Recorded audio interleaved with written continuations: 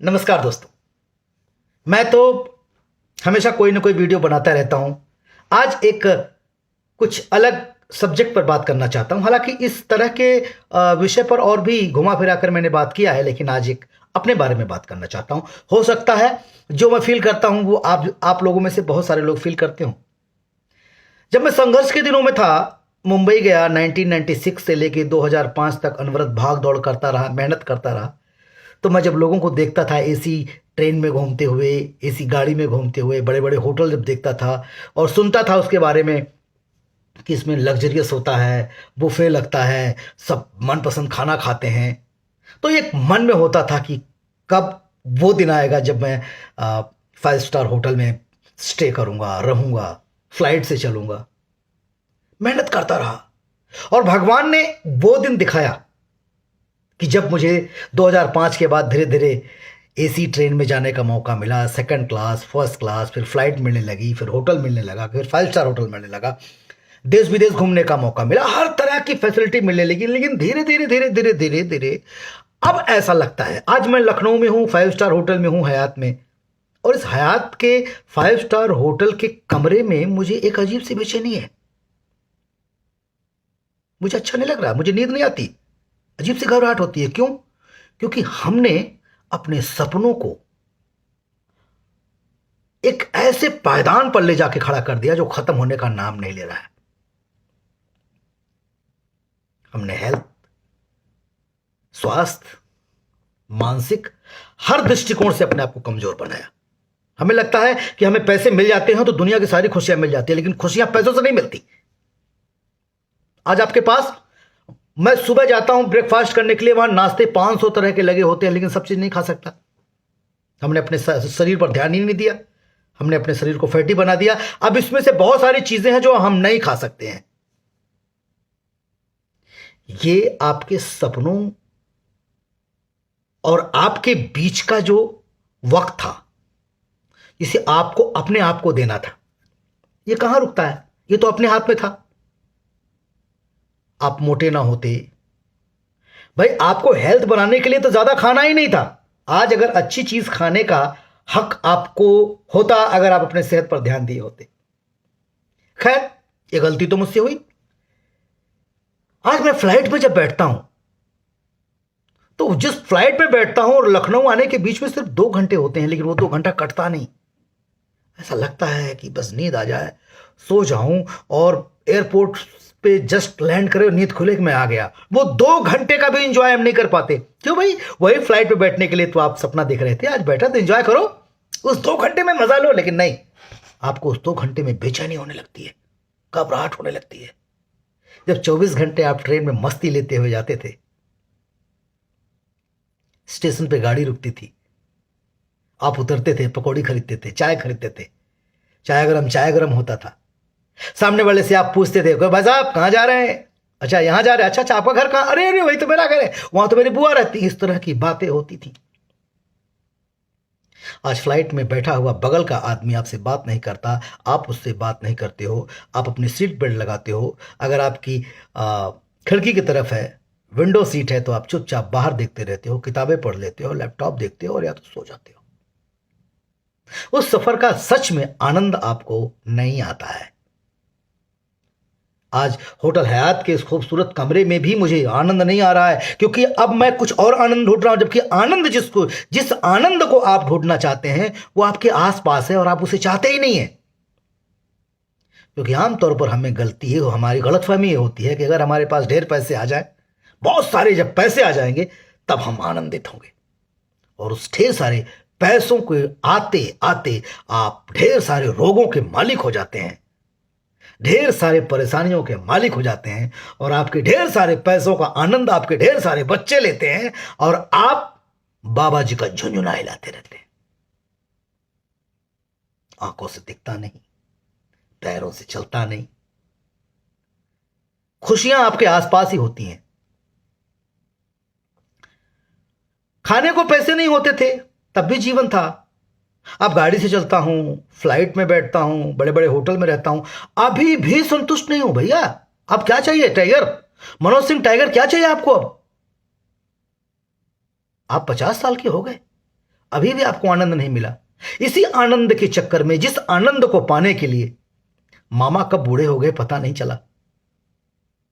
दीदी कहती रह गई कि हमारे घर आओ, हमारे घर आओ, 20 साल हो गए नहीं जा पाए वहां। दीदी के ससुर हमेशा कहते रहे कि मनोज को बुलाओ, वो भी इस दुनिया से चले गए। ऐसे न जाने कितने दोस्तों की शादी हो गई, उस शादी में नहीं जा पाए, शूटिंग है, ऑडिशन है।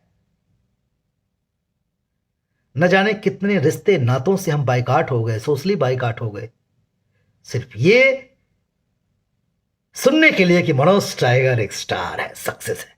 हो तो गए। अब जब पलट कर देखते हो तो तमाम रिश्ते नाते तुमसे सवाल करते हैं, क्यों? खुश हो ना? उनकी नजर में हो सकता है आप खुश भी हो। वो घर पे बैठ के बात भी करते होंगे कि मनोज टाइगर देखो बहुत बड़ा स्टार हो गया है, बहुत पैसे कमाता है। लेकिन मनोज टाइगर कमबख्त कहीं किसी जगह पर खुश नहीं है। ये सिर्फ मनोज टाइगर की कहानी नहीं है, हर सफल व्यक्ति की कहानी है जिन्होंने अपने आनंद को अपने अंदर नहीं ढूंढा है। दरअसल आनंद कहीं बाहर है ही नहीं, वो आपके अंदर ही है। उसे ढूंढना आपको अपने अंदर है। एक बड़ी अच्छी लाइन है, निदा फाजली साहब ने एक सीरियल के लिए लिखा था कि घर के सुख दुख ही अपने हैं, बाकी सब झूठे सपने हैं। तेरे घर के आंगन में तेरा घर ना खो जाए, कहीं दूर, कहीं देर ना हो जाए, कहीं देर ना हो जाए। जब घर से निकला था, गांव से निकला था, तो सपना था कि ट्रैक्टर खरीदूंगा, पक्का घर बनवाऊंगा, ऐसे करूंगा वैसे करूंगा। लेकिन जब मुंबई पहुंचा और कमाने लगा तो सपने बदल गए। मुंबई में फ्लैट की कल्पना करने लगा, मुंबई में घर होना चाहिए, ऐसा होना चाहिए, वैसा होना चाहिए, गांव में छोटा घर बनवा दो, क्या जरूरत है, वहां का रिटर्निंग नहीं कुछ है। कुछ रिश्ते और कुछ काम ऐसे होते हैं जिनका कुछ रिटर्निंग नहीं होता है, वहां भावनात्मक तौर से आप जुड़े होते हैं। क्या आप अपने पापा को टाइम देते हैं? मैं कभी कभी सोचता हूं कि मैं अपने पिता के साथ इतना वक्त गुजारा, अब जब उनको मेरी जरूरत है तो मैं उनको टाइम ही नहीं दे पाता। मां के सपने पूरा करने थे और जब मां का सुख लेने का समय आया तो मां छोड़ के चली गई। तो जो आपके पास रिश्ते नाते हैं, इस पे मुझे अब रियलाइज होता है और मैं पूरी कोशिश करूंगा कि उसे पूरा करूं। पर मैं अपने सभी मित्रों को बताना चाहता हूं कि जो आपकी दृष्टि में, जो आपकी नजर में बहुत सुखी और बड़ा आदमी लगता है, दरअसल उसमें से 99% बहुत दुखी है। उन्हें नींद नहीं आती, उन्हें रात को नींद की दवा लेनी पड़ती है। मुझे याद है मैं क्या नींद लेता था, मेरे अगल बगल नगाड़े बजते तो मेरी नींद नहीं खुलती थी। अब 2 बजे के पहले नींद नहीं आती है। सुखी तो वो है जो अच्छी नींद लेता है। खाना तो दाल चावल रोटी ही है। हो सकता है मेरी बात बहुत लोगों को अच्छी नहीं लगे, लेकिन सफलता पाना, अपने अपने मंजिल पर पहुंचना सबका अधिकार है, लेकिन रिश्तों को खोकर नहीं। रिश्तों के साथ, रिश्ते ही आपके अपने होते हैं, घर परिवार ही आपका अपना है। मां बाप, भाई बहन, नात बात, रिश्तेदार, इनके क्रम में बंधे रहो। हो सकता है कभी तकलीफ हो, दुख हो, किसी की अवहेलना झेलना पड़े, ये पार्ट ऑफ लाइफ है, ये जिंदगी है, ये जीवन है। इसी से तो मजबूत होकर आप आगे बढ़ते हैं।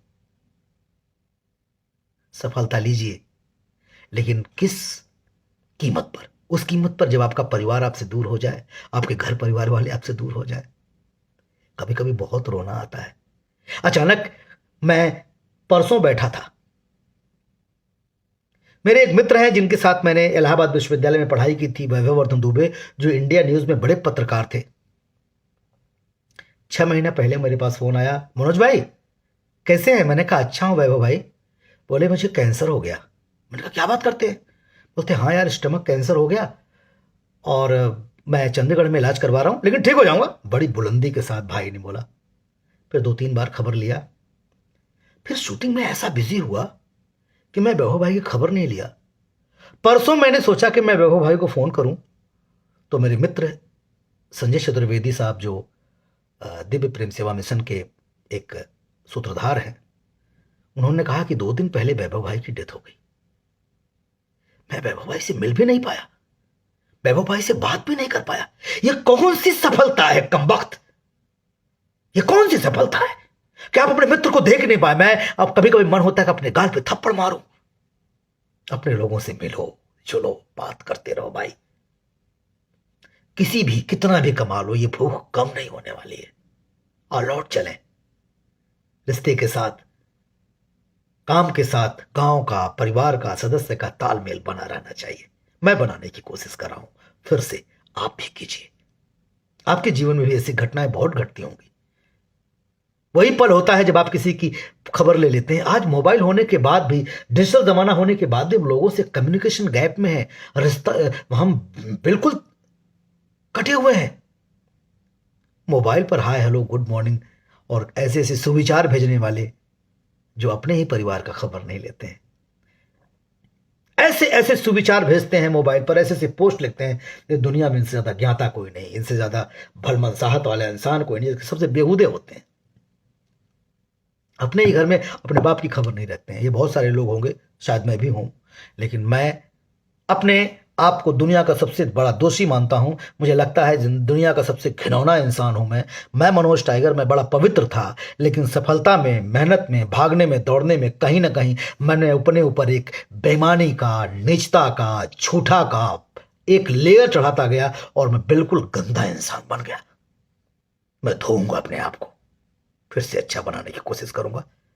हो सकता है मेरी बातें आपको पागलपन की लगें, लेकिन ये मेरे दिल की बात है। मैंने फील किया और मैं अब मेडिटेशन करता हूं, मैं योगा करता हूं। मैंने खाने पीने की चीजों पर उतना ध्यान देना बंद कर दिया है। अब मुझे अपने अंदर जाना है, अपने मेडिटेशन को करना है, अपने आप को पहचानना है। और दुनिया का सबसे बड़ा आनंद यही है जब आप अपने रिश्ते नातों बीच में रहकर अपने सेहत का ध्यान रखते हैं। Love you. वंदे मातरम।